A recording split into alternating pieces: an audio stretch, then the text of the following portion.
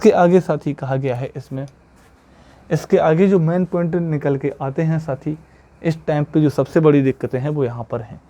विद्यालय निरीक्षण के क्रम में भ्रष्टाचार का हुआ खुलासा।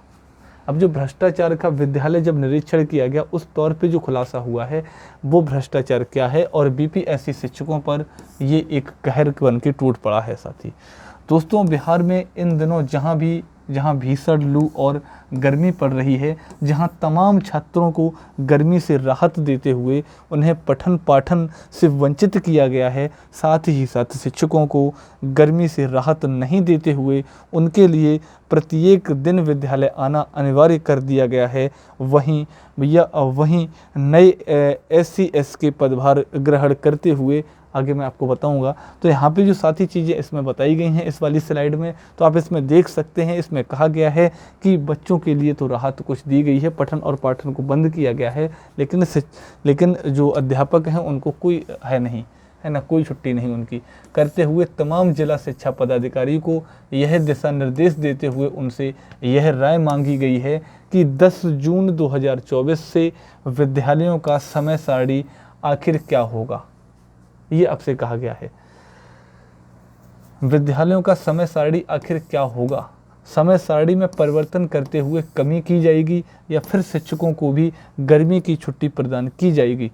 ये साथी बहुत सी चीज़ें निकल के आ रही हैं जो मैं 10 जून को आपको मैं लगातार इस चीज़ के लिए बता रहा हूँ कि आप सभी साथी जिस तरीके से प्रोटेस्ट कर रहे हैं, जिस तरीके से बाहर निकल के आ रहे हैं, ये भी एक अपने आप में बहुत बड़ी चीज़ साथी हो रही है। इसके तहत मैं बताऊंगा जो 10 जून है इसके बाद में हो सकता है छुट्टियां आगे हों, या फिर ये जो छुट्टियां केवल हैं इसी को केवल आगे बढ़ाया जाए, फिर शिक्षकों की भी छुट्टी की जाए। पूरी संभावना है शिक्षकों की भी छुट्टी की जाएगी साथी, ऐसी बात विचारें हो रहा है। आगे कहा गया है कि इस संबंध में सुझाव मांगे ही गए हैं। ऐसी भीषण गर्मी में शिक्षक बखूबी अपनी भूमिकाओं का निर्वहन करते हुए स्वयं विद्यालय में आते हैं, चाहे छात्र विद्यालय में आएँ या फिर नहीं आएँ।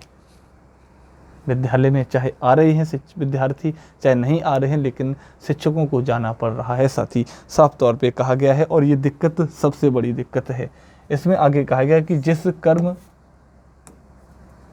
जिस कर्म में कई शिक्षक बेहोश हो जाते हैं, गर्मी की वजह से गैर शैक्षणिक कार्यों के बोझ वजह से वहीं पर एक बार फिर से उनको बेहोश कर दिया जाता है। यानी कि एक तो ऊपर से गर्मी इतनी पड़ रही है, गर्मी के लिए वो बेहोश हो जाते हैं, दूसरा उन पर इतना एक्स्ट्रा बोझ डाल दिया जाता है, वो उस पर उन्हें ज़बरदस्ती बेहोश करवा दिया जाता है, ये भी साथी कह सकते हैं। आगे कहा गया है कि विद्यालय का निरीक्षण करने वाले निरीक्षण कर्मी द्वारा दोस्तों यह बातें तो सुनने को बहुत दिनों से मिल रही थी कि विद्यालयों का निरीक्षण के पाठक के आदेश पर ही शुरू की गया था, और विद्यालयों के निरीक्षण करने वाले तमाम कर्मी इस निरीक्षण का लाभ उठाते हुए इसे अपना रोजगार ही बना दिया था, है ना। जो निरीक्षण कर रहे हैं तमाम जो निरीक्षण कर्मी हैं इसका फ़ायदा भी उठाते थे, अवैध फ़ायदा उठाते थे इसका, जिसके कई प्रमाण भी मिले थे और संबंधित भ्रष्टाचारी के ऊपर कार्रवाई भी की गई थी। लेकिन के पाठक के जाने के बाद दोस्तों विद्यालय के निरीक्षण के क्रम में बहुत बड़ा भ्रष्टाचार का खुलासा हुआ है। इससे पहले कि इस पर हम विस्तार पूर्वक चर्चा करें, साथ ही साथ भ्रष्टाचार के साथ को आप सभी के समक्ष प्रस्तुत करते हैं, तो आप इतना करने से पहले चैनल को सब्सक्राइब भी कर दीजिएगा, जितने भी साथी हमारे नए अभी हैं जुड़े हुए हैं। साथ ही इसके आगे अगर हम बात करेंगे तो कहा गया है उन्होंने अपने रोजगार में बदलाव नहीं किया है, और इसका खुलासा तब हुआ जब बिहार के अररिया, ये बिहार का एक अररिया ज़िला है भैया, अपने बिहार का अररिया ज़िले में एक BPM द्वारा विद्यालय का निरीक्षण किया गया, और निरीक्षण के क्रम में प्रधानाध्यापक से पैसों की मांग की गई। बार बार उन्हें पैसे नहीं देने पर कार्रवाई करने की बात कही गई।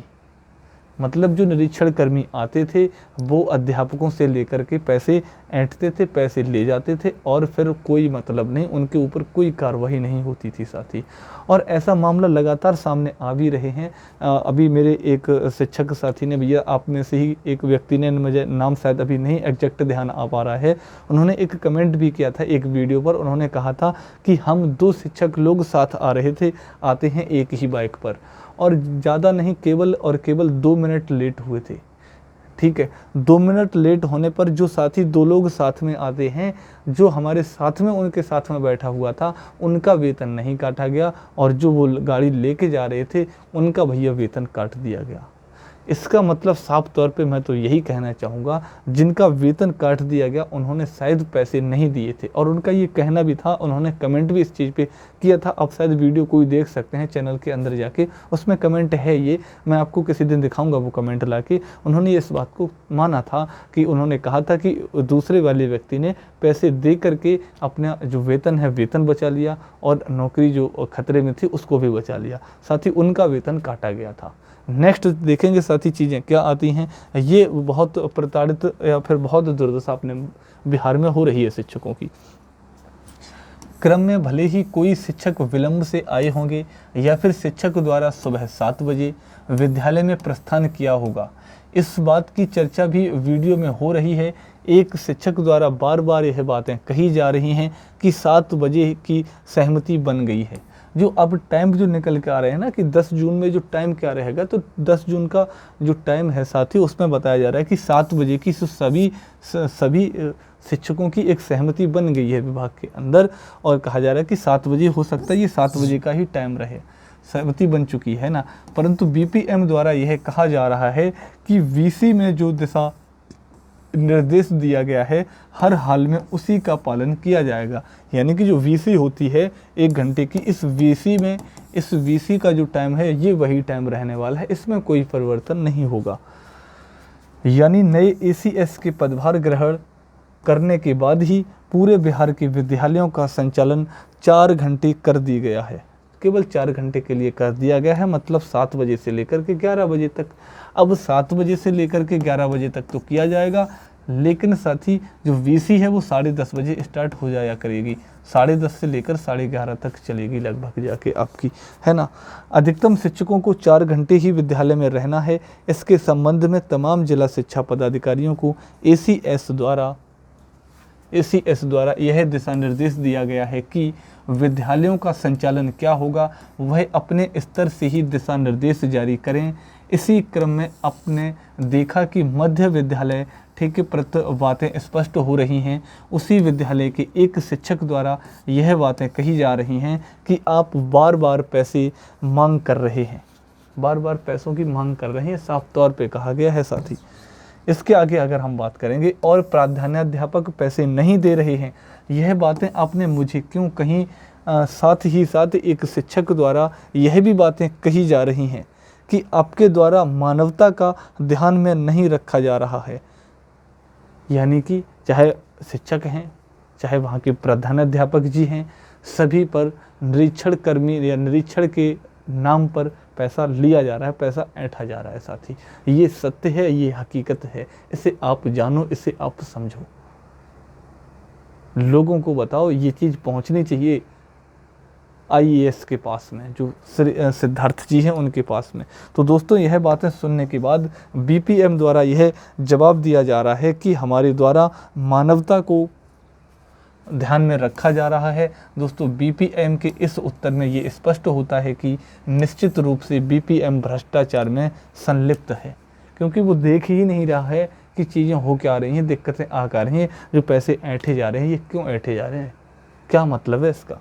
क्योंकि वह खुलासे कर रहे हैं कि हम मानवता को भी ध्यान में रख के चलते हैं, यानी मानवता का ध्यान में तो रख ही जाता है, लेकिन कुछ ऐसे पल होते हैं जिस पर मानवता को ध्यान में रखने की ज़रूरत नहीं है। ये कह रहे हैं कि कुछ ऐसी चीज़ें जहाँ पर मानवता की ध्यान की रखने की कोई ज़रूरत नहीं है, ये भी कहा है इन्होंने, उसके बदले में पैसे देने की ज़रूरत है। ये सारी चीज़ें निकल के आती हैं। क्या मतलब पैसे दे दिए जाएँ? जैसे मैंने आपको अभी एग्जाम्पल बताया, स्कूल में निरीक्षण निरीक्षण के लिए वो तब पहुंचेंगे जब निरीक्षण कर्मी कोई निरीक्षण करने के लिए आएगा, जो अधिकारी आएगा उसको पैसे दे दिए, निकल जाओ अपना, फिर दूसरी जगह निकल गए काम में। बस वही 10 मिनट के लिए स्कूल में आए, पैसे देकर के बाहर। इन बिंदुओं से स्पष्ट हो रहा है कि निश्चित रूप से भ्रष्टाचार में निरीक्षण कर्मी बीपीएम शामिल हैं और उनके द्वारा पैसों की मांग की गई है, और पैसों के मांग किए जाने के उपरांत ही उस विद्यालय के प्राधान्य अध्यापक बेहोश हो चले हैं, जिसे आपने देखा कि वहाँ के शिक्षकों द्वारा होश मिलाने का प्रयास भी किया जा रहा है। और यह बहुत बड़ा भ्रष्टाचार बिहार के शिक्षा विभाग को निश्चित रूप से कलंकित करता है, निश्चित रूप से कलंकित करता है। बिल्कुल करेगा भैया, भ्रष्टाचार है शिक्षा विभाग के अंदर तो वह कलंकित तो करेगा ही। इसके आगे साथ ही चीज़ें आई कि अब देखना ये होगा कि अररिया जिला शिक्षा पदाधिकारी इस पर क्या संज्ञान लेते हैं। जो अररिया जिले के जो शिक्षा पदाधिकारी हैं वो इस पर क्या संज्ञान लेते हैं, ये देखना होगा अब, क्योंकि नए एसीएस के आने के बाद ही तमाम जिला शिक्षा पदाधिकारियों को अपनी शक्ति लौटा दी गई थी। शक्ति लौटाने का मतलब ये हुआ था, ये शिक्षा जो जिला पदाधिकारी थे ये कोई निर्णय नहीं ले पा रहे थे, के पाठक पहले से ही रूल बना के बैठे थे, है ना। अब इनकी शक्ति वापस लौटाई गई है, मतलब ये हुआ कि अब जो विद्यालयों का टाइमिंग रहेगा, जो शिक्षकों की छुट्टियां रहेंगी, वो जिला शिक्षा पदाधिकारी ही तय करेंगे, ना कि अभी शिक्षा विभाग तय करेगा। ये साफ साफ कहा गया है। आगे बताया है, जहां पूर्व के एसीएसके के पाठक द्वारा तमाम जिला शिक्षा पदाधिकारियों की शक्तियों का समाप्त कर ली गई थी। जो भी निर्णय लिया जाता था राज्य स्तर से लिया जाता था, लेकिन नए एसीएस के आते ही तमाम जिला शिक्षा पदाधिकारियों को अपनी शक्ति लौटा दी गई है। और अब देखना होगा कि यह बहुत बड़ा भ्रष्टाचार का उजागर हुआ है, और जहां जिला शिक्षा पदाधिकारियों को अपनी शक्ति प्राप्त हो गई है, उन शक्तियों का प्रयोग करते हुए कितने जल्द बीपीएम के ऊपर कार्रवाई करते हैं और उन्हें सेवा मुक्त करते हैं, और उन्हें सेवा मुक्त भी किया जाएगा, ये भी साथ ही। और भैया करना भी चाहिए, अब रिश्वत ले रहे हो तो सेवा मुक्ति करोगे, और इनका क्या किया जाएगा, क्योंकि यही मामला देखने को मिला था सिवान जिला के अंतर्गत, जिसका प्रमाण मिलते ही सिवान जिला शिक्षा पदाधिकारी ने उस बीपीएम को सेवा से ही समाप्त कर दी थी। मतलब यहाँ पे जब सिवान जिला में ऐसी घटना सामने आई थी, तो सिवान जिला में जो जिला शिक्षा पदाधिकारी ने, आपने देखा होगा, उन्हें तुरंत ही क्या कर दिया, निष्कासित कर दिया गया था, निलंबित कर दिया गया था उन्हें। वहीं दोस्तों बिहार के बीपीएससी शिक्षकों पर इन दिनों कहर जारी है, जहां एक तरफ माननीय पटना उच्च न्यायालय के निर्णय के आलोक में बिहार से बाहर के महिला अभ्यर्थियों का 60% अंक लाना किसी भी प्रकार की पात्रता परीक्षा के लिए अनिवार्य कर दी थी। उसके उपरांत पत्र जारी होते ही जिलों से कई शिक्षक सेवा से बाहर कर दिए गए हैं। वहीं औरंगाबाद जिला शिक्षा पदाधिकारी ने एक पत्र जारी करते हुए 9 शिक्षकों की एक सूची जारी की है, जो सभी के सभी शिक्षिका बिहार राज्य से बाहर की शिक्षिकाएं हैं, बिहार की नहीं है, अदर स्टेट से जो इसमें लगी हैं। इसमें टोटल केवल 9 शिक्षिकाओं की बात हुई है, 9 टीचर्स की, है ना, 9 महिला टीचर की। और वे सभी के सभी 6 to 8 में विभिन्न विषयों में बहाल हैं। मतलब ये 6 से लेकर के 8 तक किसी में पढ़ाती हैं, परंतु उन्होंने पात्रता परीक्षा में 60% अंक नहीं प्राप्त किए। वहीं दोस्तों बीपीएससी शिक्षकों के ऊपर कहर के मामले में एक और खुलासा के रूप में, इस रूप में मैं बताऊंगा आगे।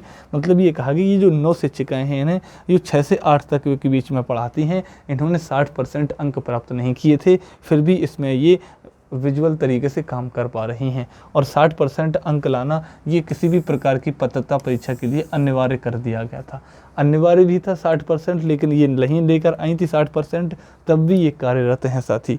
आगे कहा गया है कि और खुलासा इस रूप में हुआ है कि सूचना के अधिकार के तहत बिहार लोक सेवा आयोग ने यह सूचना दी है कि बिहार से बाहर के कुल 208 पुरुष अभ्यर्थी थे जिन्होंने दिव्यांग कोटि के आरक्षण का लाभ लिया है। 208 कुछ ऐसे पुरुष थे जिन्होंने दिव्यांग होने का जिन्होंने फ़ायदा उठाया है, आरक्षण लिया है। वहीं 59 ऐसी महिलाएं थीं जिन्होंने दिव्यांग कोटि के आरक्षण का लाभ प्राप्त किया था। 59 इसमें से महिलाएं ऐसी थीं जिन्होंने जो दिव्यांगजन हैं उनका फ़ायदा उठाया था आरक्षण के रूप में। ऐसे में कुल दिव्यांग कोटि की ही बात कर ली जाए तो 267, ये टोटल मिलाएंगे आप तो ये 267 आपका बैठ रहा है। 267 ऐसे अभ्यर्थी हैं जो दिव्यांग कोटि से थे और बिहार से बाहर के वासी थे। ये अदर स्टेट के हैं, बिहार के नहीं हैं, यूपी से हैं, शायद यूपी के ही ज़्यादा गए थे, UP Bihar, UP MP Rajasthan, है ना। उन्हें हर हाल में आरक्षण का लाभ नहीं दिया जाना था और यह आरक्षण बिहार के वासियों को ही देना था। ऐसे में निश्चित रूप से 267 अभ्यर्थी सेवा मुक्त किए जाएंगे। ये जो 267 हुए हैं इनको ढूंढ निकाला जाएगा और इन्हें सेवा मुक्त कर दिया जाएगा। अभी ये वर्तमान में कार्यरत हैं जो अवैध तरीके से कार्यरत हुए हैं साथी। इसका लाभ बिहार के वासियों को मिलेगा। आपको हम स्पष्ट कर देना चाहते हैं कि यह आरक्षण का लाभ बीपीएससी टियर 1 के तहत अभ्यर्थियों ने प्राप्त की थी, है ना। आगे देखेंगे तो और बीपीएससी टियर 1 के तहत लगभग 350 ऐसे अभ्यर्थी थे जो बिहार के वासी थे और उन्होंने दिव्यांग कोटि का लाभ आरक्षण के रूप में प्राप्त किया था, है ना। 350 साथी ये निकल के आते हैं। ऐसे में निश्चित रूप से 267 अभ्यर्थियों का सेवा समाप्त की जाएगी और उसका लाभ बिहार के वासियों को मिलेगा। जो 267 अदर स्टेट से आए हैं दिव्यांगजन के रूप में जिन्होंने आरक्षण प्राप्त किया है, हालांकि वो दिव्यांग हैं नहीं, फिर भी वो दिव्यांगजन के रूप में आरक्षण को लेकर के नौकरी कर रहे हैं, उन्हें उम्मीद है उन्हें बर्खास्त किया जाएगा। वहीं दोस्तों बीपीएससी द्वारा एक और सूचना उपलब्ध कराई गई है कि सीनियर सेकेंडरी विषय इतिहास के अंतर्गत कुल 31 ऐसे अभ्यर्थी थे जिन्होंने भाषा अर्हता में 9 अंक से कम अंक प्राप्त किए थे। 31 कुछ ऐसे अभ्यर्थी थे जिन्होंने भाषा की अभ्यर्थता होती है ना, भाषा वाली लैंग्वेज वाले में 9 से कम अंक प्राप्त किए हैं। यानी सिर्फ इतिहास विषय के अंतर्गत 31 ऐसे अभ्यर्थी थे जो भाषा अर्हता को प्राप्त नहीं कर पाए थे और बीपीएससी द्वारा ही भाषा अर्हता को बीपीएससी टियर 2 से समाप्त कर दिया गया था। ऐसे में सभी विषयों की अगर गणना की जाती है तो हजारों ऐसे अभ्यर्थी होंगे जिन्होंने भाषा अर्हता को पार नहीं किया था और उसके बावजूद भी आज बिहार में शिक्षक के पद पर कार्यरत हैं। ऐसे हजारों की संख्या में साथी निकल के आएंगे। ये जो रोजगार दे रहे हैं आप गलत तरीके से, अवैध तरीके से आपने भर्ती कराया, आप इनको रोजगार दिलाते लेकिन सही रूप और सुचारू ढंग से दिलाते तो शायद ये चीज़ें न निकल के आ पाती। और इसके संबंध में माननीय पटना उच्च न्यायालय में भी केस चल रहे हैं और इस पर भी सुनवाई हुई है। बहुत ही जल्द इस पर भी फैसले आ जाएंगे और भाषा अर्हता के संबंध में भी कोई फैसला आता है तो निश्चित रूप से बीपीएससी के टियर 2 है तो निश्चित रूप से बीपीएससी के टियर 2 भाषा अर्हता के रूप में भी प्रभावित होंगे। ये साफ तौर पे कहिए भैया, अगर फैसला आता है तो ज़रूर ये प्रभावित जरूर होंगे, है ना, ज़रूर नाम कटेंगे इनके। जहां एक तरफ बिहार से बाहर के अभ्यर्थियों के लिए 60% अंक लाने के रूप में प्रभावित हो चुका है भैया, ये 60% जो अंक लाने का जो आंकड़ा है ये प्रभावित कर दिया गया है साथी। इसके आगे साथी हम बात करेंगे तो इसमें कहा गया है राज्य के डिग्री कॉलेजों की हाजिरी हर माह शिक्षा विभाग को जाएगी। ये साथी चीज़ें कही गई हैं। अब जो भी शिक्षक लोग हैं उनके लिए बताया गया है कि राज्य के डिग्री कॉलेजों की हाजिरी हर माह शिक्षा विभाग को जाएगी, ये कहा गया है। इसमें बताया गया है शिक्षा विभाग बिहार की ओर से सभी स्तर पर शिक्षा की गुणवत्ता सुधारने का प्रयास किया जा रहा है। अब विभाग ने सभी कॉलेजों के शिक्षकों व शिक्षणोत्तर कर्मचारियों की हाजिरी हर महीने विभाग को मांगने की योजना बनाई है ना, हर महीने, है ना, मंथली वाइज अब ये मांगेंगे साथी। इसमें आगे कहा गया है, ये आप देखेंगे, है ना, ये महिला शिक्षिकाएँ हैं, है ना, ये महिला शिक्षिकाएँ हैं बिहार में जो कार्यरत हैं इस वक्त। इसके आगे कहा गया है राज्य के विश्वविद्यालय और अंगीभूत डिग्री कॉलेजों का हाजिरी की रिपोर्ट हर माह शिक्षा विभाग के पास जाएगी। इसी आधार पर विभाग की ओर से सीधे विश्वविद्यालय कॉलेजों के शिक्षकों और शिक्षकेतर कर्मचारियों के खाते में वेतन का भुगतान होगा। सीधे तौर पे अब वो चीज़ें कही जाएंगी जो बात साथ ही निकल के आती हैं कि अब ये जो है ना, ये जाएंगी किसके पास में, जो डिग्री कॉलेज है भैया सीधी हर माह मंथली जाया करेगी हाजिरी की अपडेटिंग, और उसी के आधार पे भुगतान किया जाएगा पेमेंट का। इसी नई व्यवस्था को लागू करने की विभाग की तैयारी अंतिम चरण में है। मतलब कुल मिला के अब यही रूल आने वाला है, यही नियम आने वाला है साथी कुल मिला के। इसी बाबत विभाग की ओर से हर विश्वविद्यालय और कॉलेज प्राचार्यों को 25 और 27 मई को प्रशिक्षण दिया गया। मालूम हो कि पूर्व से चली आ रही व्यवस्था के तहत शिक्षा विभाग सभी विश्वविद्यालयों का अनुदान राशि भेजता है। इसके बाद आगे कहा गया है कि पटना विश्वविद्यालय के पूर्व कुलपति और शिक्षाविद डॉक्टर रास बिहारी सिंह ने कहा कि शिक्षा विभाग की ओर से सीधे विश्वविद्यालयों कॉलेजों के शिक्षकों को वेतन पेंशन की राशि का भुगतान करने की व्यवस्था लागू करना सुधार का कदम नहीं होगा। यह विश्वविद्यालयों को गरिमा को धूमिल करेगा और उसकी विश्वसनीयता को भी कमज़ोर करेगा। साथी ये भी इस पे कहा गया है पूर्व से चली आ रही व्यवस्था ही बनी रहनी चाहिए। वहीं विश्वविद्यालय प्रशासन को भी चाहिए कि वह वित्तीय मामलों में पूरी पारदर्शिता बरते, उपयोगिता प्रमाण पत्र समय पर विभाग को भेज दें। ये साथी चीज़ें कही गई हैं, ये निकल के आ रही हैं आपको सैलरी और आपके वेतन को लेकर के बातें। इसके आगे देखेंगे तो कहा गया है कि झारखंड और उत्तर प्रदेश में यह है व्यवस्था।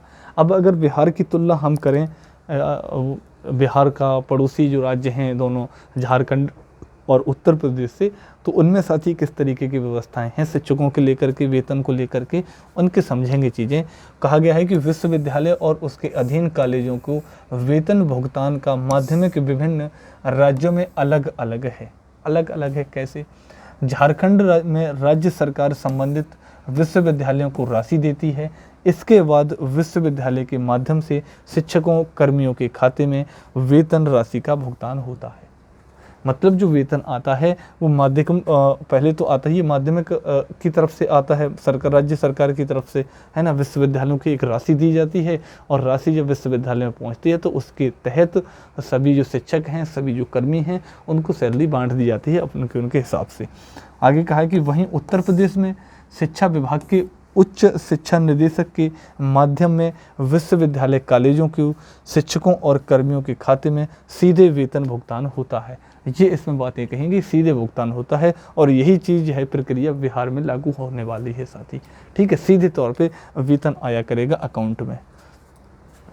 आगे साथी निकल के आती है कि बिहार में बच्चों के लिए स्कूल बंद, अब शिक्षक छुट्टी की कर रहे हैं मांग, क्या के पाठक मानेंगे।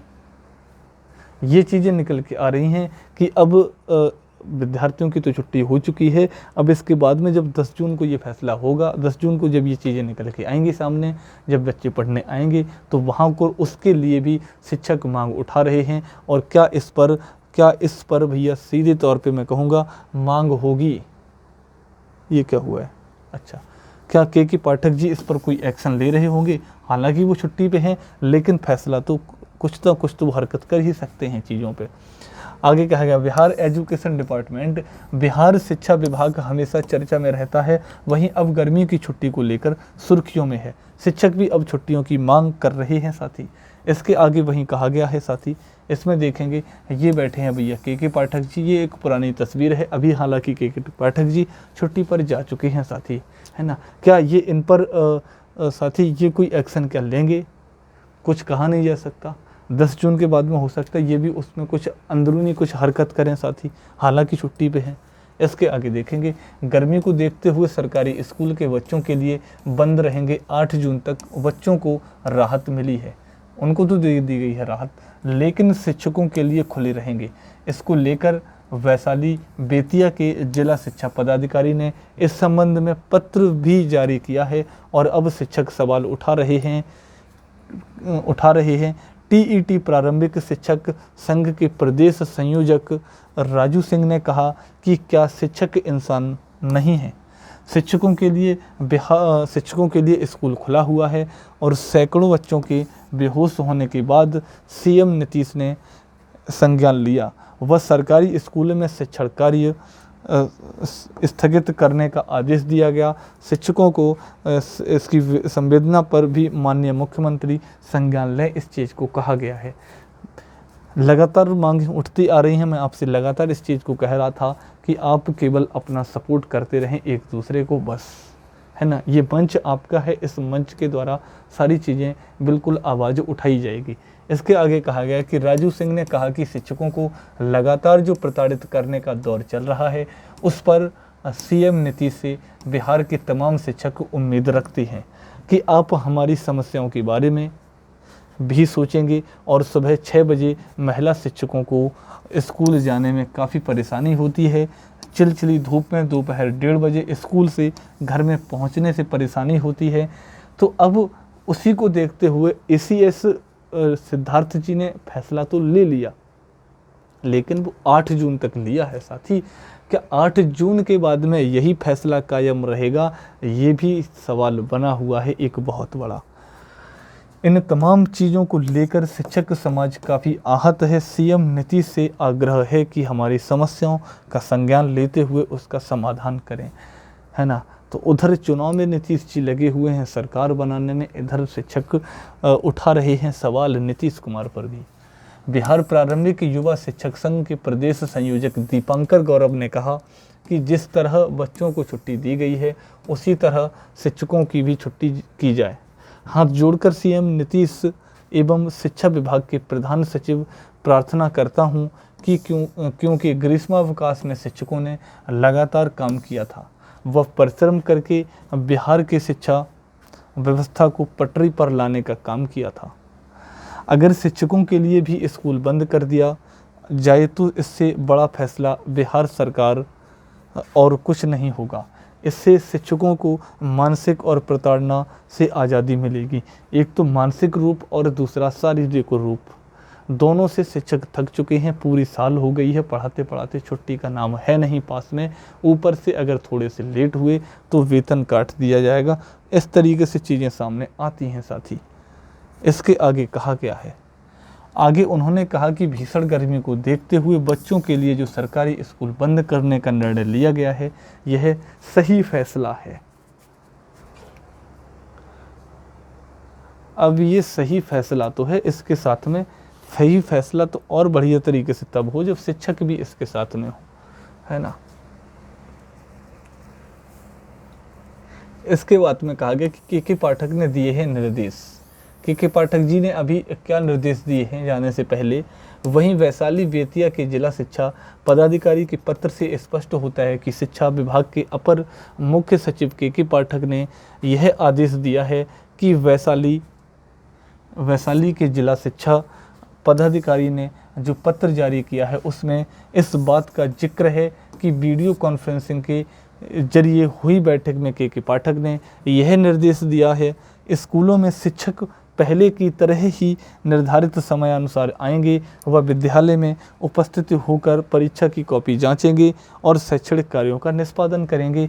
ये साथी चीज़ें इन्होंने कहीं। इसके आगे बताया कि बेपटरी हुई शिक्षा व्यवस्था को पटरी पर लाने के लिए के पाठक ने बीते महीनों में एक के बाद एक कई फैसले लिए, जिसमें कई फैसलों पर विवाद भी हुआ और अब इस ताज़ा फैसले पर भी विवाद हो सकता है, यानी कि हो रहा है साथी। हो सकता नहीं है, हो रहा है। शिक्षकगण लगातार फैसला कर रहे हैं, लगातार चीज़ें लेकर आ रहे हैं साथी। ये आपके सामने जो चीज़ें हैं ये आपके सामने निकल के आ रही हैं। 30 मई से 8 जून तक स्कूल बंद हैं। अब ये बंद तो हैं साथी, इसमें आगे कहा है चलते सरकारी एवं निजी स्कूलों को 30 मई से 8 जून तक बंद रखने का निर्णय लिया है। यह निर्णय कई स्कूलों में छात्रों की तबीयत बिगड़ने और बेहोश होने के बाद लिया गया। स्कूल में सिर्फ बच्चों के लिए बंद हैं। शिक्षकों को स्कूल आना होगा। सरकारी स्कूल में 15 अप्रैल से 15 मई तक गर्मी की छुट्टी थी। 16 मई से विद्यालयों का नियमित रूप से संचालन हो रहा था। अब 15 अप्रैल से 16 मई तक कर तो दिया था आपने छुट्टी, लेकिन वहाँ पे शिक्षकों की भी कर देते तो इधर शिक्षक कोई दिक्कत नहीं थी, इधर शैक्षणिक कार्य हम लोग करते रहते और विद्यालय के अंदर जाते रहते। इसके आगे साथ ही आगे कहा गया है, लेकिन कोर्ट ने परीक्षा के वैधानिक संबंध में कुछ नहीं कहा, केवल यह कह दिया कि आपको देना है तो दीजिए, नहीं देना है तो नहीं दीजिए, आप जो स्टेटस पहले बना रहेगा। तो यह बातें हुई, लेकिन कोर्ट संवैधानिक पहल पर बात नहीं की। बहुत सारी ऐसी चीज़ें हैं जिन मुद्दों पर कोर्ट चुप्पी साध ली है। भैया ये बीपीएससी की बात है, बीपीएससी वाली जो मैंने आपको ये तो समझा दी थी, है ना। इसके आगे वहीं पे कहा गया है कि अभी भी उसका कोई ऑप्शन बंद नहीं हुआ है, रास्ते बंद नहीं हुए, कुछ न कुछ दिमाग हम लोग लगा लेंगे। साथ ही चीज़ें हम बता चुके हैं आपको बेहतरीन तरीके से। मैं इसके आगे नेक्स्ट पे मैं करना चाहूँगा आपको, इसके आगे वाली जो स्लाइड है उसमें क्या कहा गया है वो आप देखेंगे साथ ही। हाँ जी,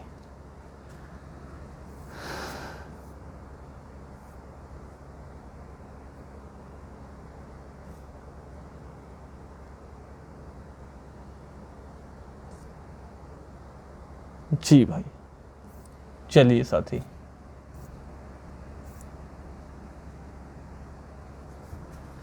तो ये जो थी आपकी, मैंने पूरी ताज़ा जो खबरें थी जो आपके लिए क्या होना चाहिए वो मैंने आपको बेहतरीन तरीके से बता दी है साथी। कोशिश ये करिएगा, सभी को शेयर करिएगा और सभी को इसमें साथ करिएगा। अभी तक मतलब अपने बिहार में ऐसा कोई यूट्यूब चैनल नहीं है जो आपका साथ दे सके साथी। ये एक ऐसा एकमात्र आपके लिए चैनल है AP91 के नाम से। साथ ही ये केवल और केवल शिक्षक भाइयों के लिए ही है। यहाँ पर वो सारी चीज़ें उठाई जाएंगी, उनकी आवाज़ जो आपके सामने उठती है साथी। इसमें आप ही शिक्षकों से लगातार बात होती है और जैसे जैसे आपके जो निर्णय होते हैं उसी के अनुसार हम लोग इस पर दिखाते हैं और चलाते हैं सारी चीज़ें, ताकि बहुत सारे लोग देखते भी हैं। करीब करीब लगातार 1-1 लाख और 2-2 लाख तक लोगों ने देखा है और तभी से ये चीज़ें आवाज़ उठना भी साथी मैं कहूँगा लगभग शुरू हो गया था उससे, है ना। तो साथी लगातार इस चैनल को भैया आप लोग भी सपोर्ट करेंगे और साथ में मैं तो कहता हूँ शेयर तो आप इस तरीके से कर रहे होंगे बेहतरीन तरीके से। शेयर में तो आपको कुछ करना है नहीं, शेयर तो आपको करना ही रहेगा, जाकि लगातार लोग साथ में जुड़ते रहें। जिसमें आपके पास में सभी लोग चलाते हैं फेसबुक आजकल हर किसी के पास में है। इसके साथ में व्हाट्सएप हर किसी के पास में है साथी। इसके साथ में भैया जो सबसे फेवरेट बना हुआ है आप सभी का वो है इंस्टाग्राम भी आप सभी लगातार चलाते हैं साथी, ठीक है साथी। तो ये सारी जो चीज़ें सोशल मीडिया हैं इसमें लगातार तरीके से इसकी जो लिंक है साथी आप शेयर करेंगे, लिंक शेयर करेंगे, ठीक है। लिंक को शेयर करिएगा और इस जब लिंक को शेयर करेंगे तो साथी उनसे कहिएगा कि वो भी लगातार आगे बढ़ाते रहें इस क्रम को। केवल आपको क्या करना है, फॉरवर्ड ज़्यादा नहीं मैं कहूँगा केवल और केवल आप शिक्षक हैं तो आपके साथ में बहुत सारे लोग जुड़े हुए होंगे। तो ज़्यादा नहीं, केवल और केवल आज का टारगेट है आपके लिए, आज केवल आप जो मेंबर जोड़ेंगे वो आप जोड़ेंगे 4 मेंबर। साथ ही आप एक व्यक्ति 4 मेंबर को जोड़ेगा, ये आपका लक्ष्य रहेगा साथी। आज का 4 मेंबर जोड़िए और मैं आपके लिए हर बार मैं आपसे कुछ नहीं मांगता हूँ, केवल मैं आपसे यही मांगता हूँ केवल आप 4 मेंबर को जोड़िएगा, ठीक है। और ऐसे ही जो लगातार अपडेट्स हैं मैं आपके लिए लगातार बताता रहूँगा। अब मुझे लगता है कि अब मैं इस सेशन को बंद करने जा रहा हूँ साथियों। जल्द ही आप लोगों के लिए मैं मुख्य समाचार का भी प्रबंध कर रहा हूं और साथ ही वो भी आपके सामने खबरें जल्दी से फटाफट वाली जो खबरें होती हैं वो भी आपके सामने मैं कंप्लीट तरीके से करवा रहा हूँगा। आपके लिए सारी चीज़ें लगातार काम किया जा रहा है साथी। जैसे ही टीम वर्क हो जाता है उसके बाद में आपके सामने रख दिया जाएगा वो चीज़ें, ठीक है साथियों। नमस्कार, मिलता हूँ मैं किसी नेक्स्ट वीडियो में, तब तक के लिए आपसे मैं विदा चाहता हूँ। जय Hind, all the best, thank you.